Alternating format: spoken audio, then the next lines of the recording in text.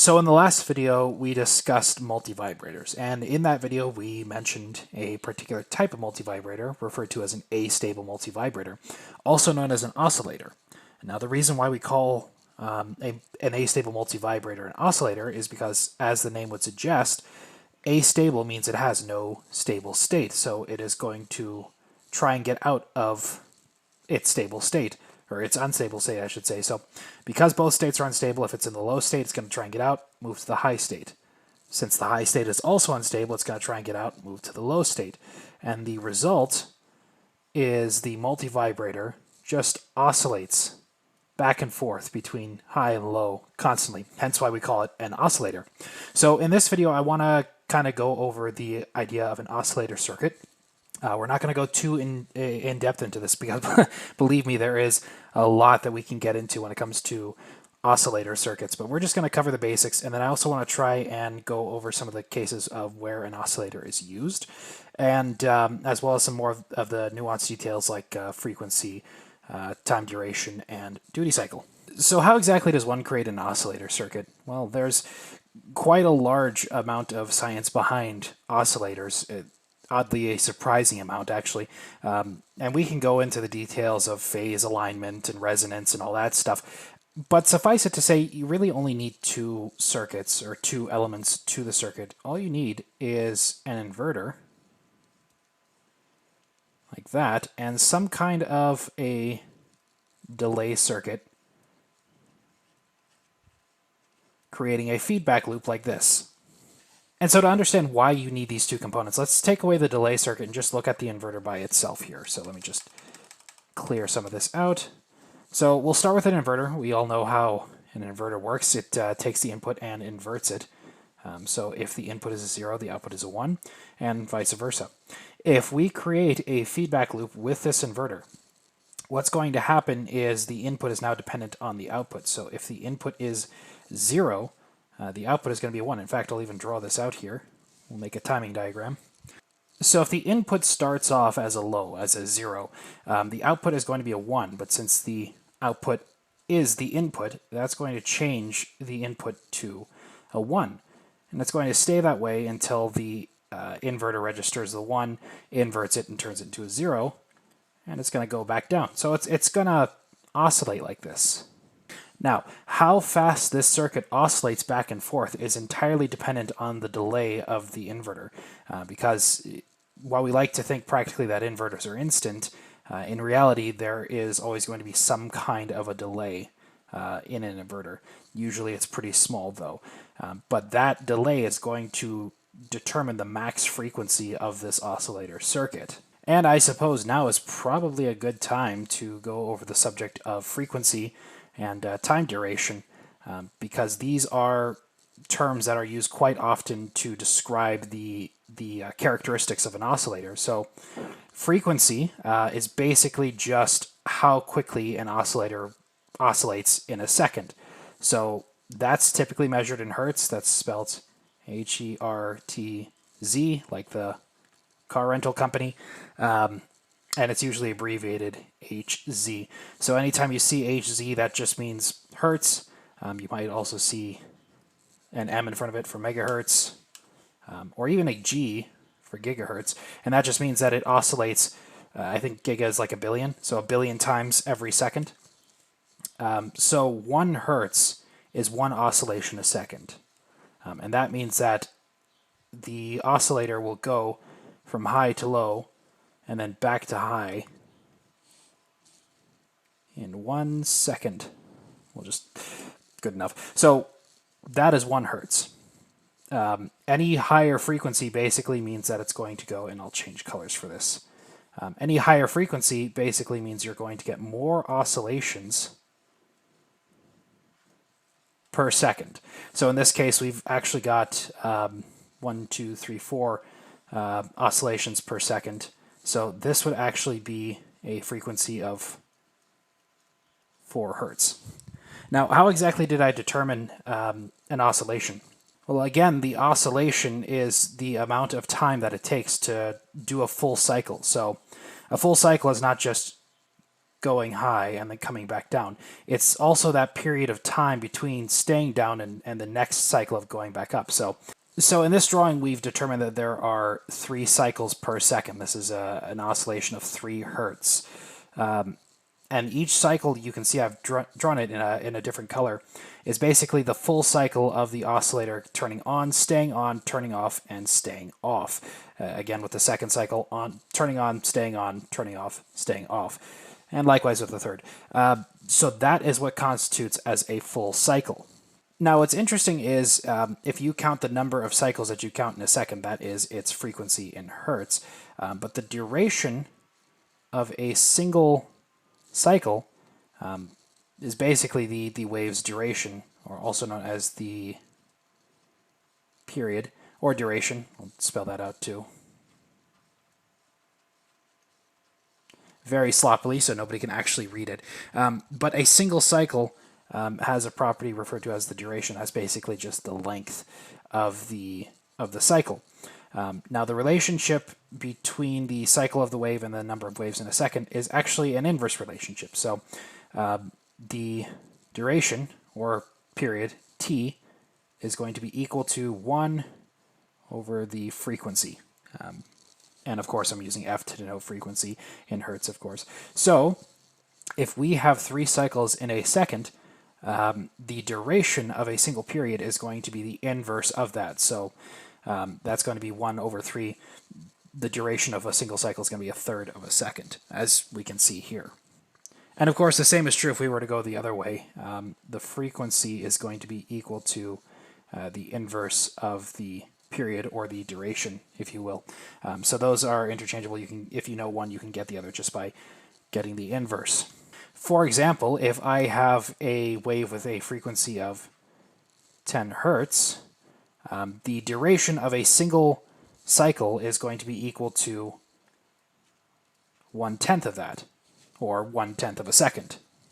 Likewise, if I have a wave that's equal to 530 hertz, the duration of a single cycle is going to be equal to 1 over 530, which is approximately equal to 1.88 milliseconds. And so looking back at our original oscillator here, I said that the oscillator is going to go back as quickly as it can, but that speed, that frequency, is capped by the delay of the inverter here. So when it goes high, there's going to be a little bit of a delay before the output of the inverter goes low. And so that's what this gap is. This is basically the inverter's output switching from high to low. And so the duration of the cycle is going to be equal to 2 times that amount, because of course, in order to create a full cycle, it has to go from high to low and then back to high. So it has to go through that delay twice. So that is going to make the time of the duration, and of course the frequency is just going to be 1 over t. But what if the maximum is too fast? What if we wanted to create a slower frequency? How would we do that? Well, for a slower frequency, we're going to need a higher duration, and a higher duration just means more delay. So if we can increase the delay of the oscillator, or the inverter, we can create a longer duration, and thus a shorter frequency. And of course, we can do that by just erasing this line here and adding in our delay circuit. So to show you this in action, we're going to use a little bit of a timing diagram here. And it is really quite interesting how this works, because normally when you don't have that delay circuit in there, the amount of time it takes for the signal to move from the output to the input is instantaneous. So there's no shift, but with the circuit, or with the delay circuit in place, there is actually a shift. So if we assume that the input is a low, in fact, we'll even draw that here. Assume it's a low, then after some period of time, the output is going to go high. And because we have that delay in there, we'll say that there's, I don't know, this much of a delay. The input is not going to go high until that delay has passed, in which case it will go high. Then at that point, the input, of course, will change. The output is not going to change because there's a little bit of a delay in the inverter, so it's going to go just a hair past it. and then it's going to go low. And likewise with the input, that's going to stay high for, I don't know, some time period, and then it's going to go low again. Just like that. So you can see how adding that delay lengthens the duration of the cycle and thus decreases the frequency. So that is the fundamental basics of an oscillator. There's there's a lot more to cover. There's a lot more theory to it, of course, and there are other ways of making an oscillator as well. But again, this is like the super duper uber basic level stuff that you really need to know to just kind of get a basic idea of how to make an oscillator and how to use it. Speaking of how to use this circuit, what exactly are some uses of an oscillator like this here? If you look at timing diagrams, you'll often see something like this. You'll see like Q1 doing something, and then like Q2 does something else, right? And you'll oftentimes see these vertical lines looking something like this. And we'll just draw a couple here. And they're oftentimes labeled as, you know, T something, T1, T2, T3, and T4. And what these are denoting is basically time periods. So what they're saying is that if you're counting the number of time periods as time progresses, when T1 comes around, we want Q1 to go high. When T2 comes around, we want Q2 to go high and T1 to go low, but shortly afterwards, I guess. When T3 comes around, we want Q2 to go low, and then T4, I don't know. I didn't do a good job of drawing this, but the point is that these markers are typically what determine exactly when something happens on a timing diagram. These are what dictate the sequence.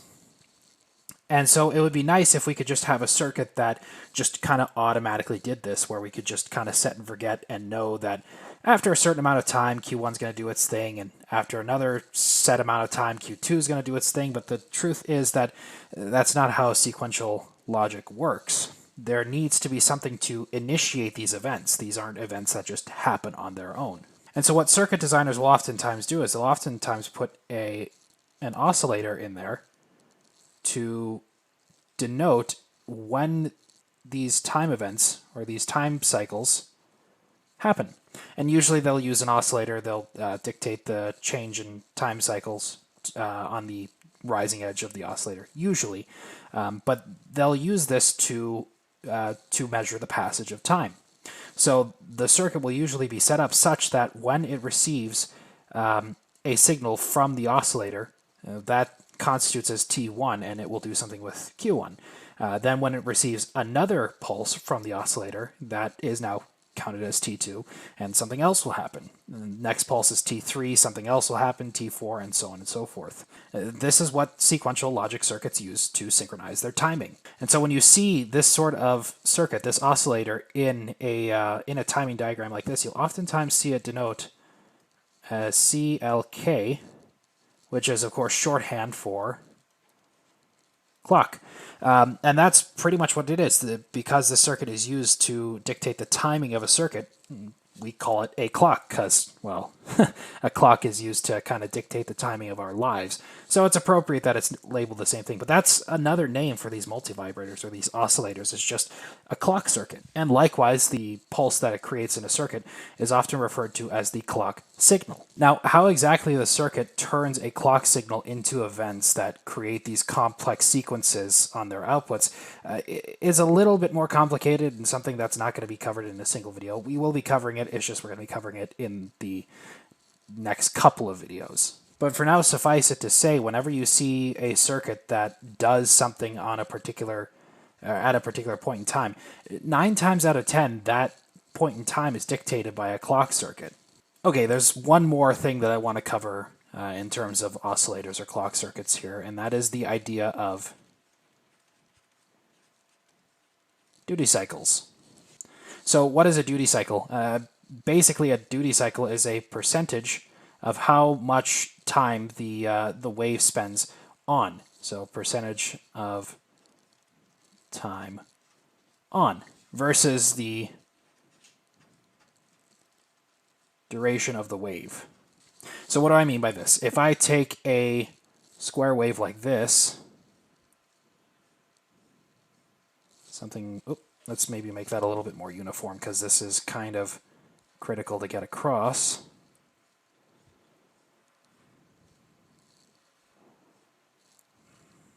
Right. So if I have a square wave like this here, we can identify a single cycle of the wave as this unit right here. And if you look, the point at which the wave transitions from off to on is exactly in the middle, right? So we would say that this wave right here has a duty cycle of 50%. But now let's say we have another wave that we've got over here, exact same frequency, but the amount of time that it spends off is a lot longer than the amount of time that it spends on. Again, you'll notice that the duration of the wave cycle is exactly the same. Therefore, the frequency is exactly the same, but the amount of time that it spends off is a lot shorter than the amount of time that it spends on. For argument's sake, we'll maybe say that this is like 2 to 1.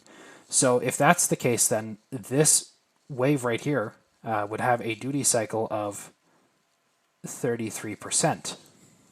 And likewise, if it turns on sooner than it should, and it spends more time on than it does off, then we would actually give it a greater duty cycle because it's spending more time on. In this case, we'll say maybe it's again 1 to 2. So we'll say that this has a duty cycle of 66%. This isn't something you'll typically see in digital logic circuits or sequential logic circuits all too often. In fact, out of the many hundreds of circuits that I've seen, I think the only one that I've ever seen that actually required a duty cycle that wasn't 50% was the Intel 8086. And I believe that one required a duty cycle of like 33%, I think. So the clock spent more time off than it did on. It spent 66% of the time off, 33% of the time on, which is, again, very interesting because it's not something you typically see, but it's still something fun to know. Okay, so how exactly do you create an oscillator that has a varying duty cycle or something that doesn't have a 50-50 duty cycle? It's actually not too terribly difficult. Oh, let me change colors here. If we create our regular old clock circuit like this with our inverter and our delay, all we really need to do is just modify the delay circuit right here. So normally the delay circuit is just going to apply a fixed delay. When it receives an input, it's going to wait some set period of time before enabling the output. And I guess I kind of drew that wrong, but we'll go with it. So what we can do is we can then change the circuit such that the delay changes depending on whether or not it's going from low to high or high to low. So if I draw that again, we'll draw a proper timing diagram this time. So we'll say I and Q. If we have the circuit have one delay when the input goes from low to high,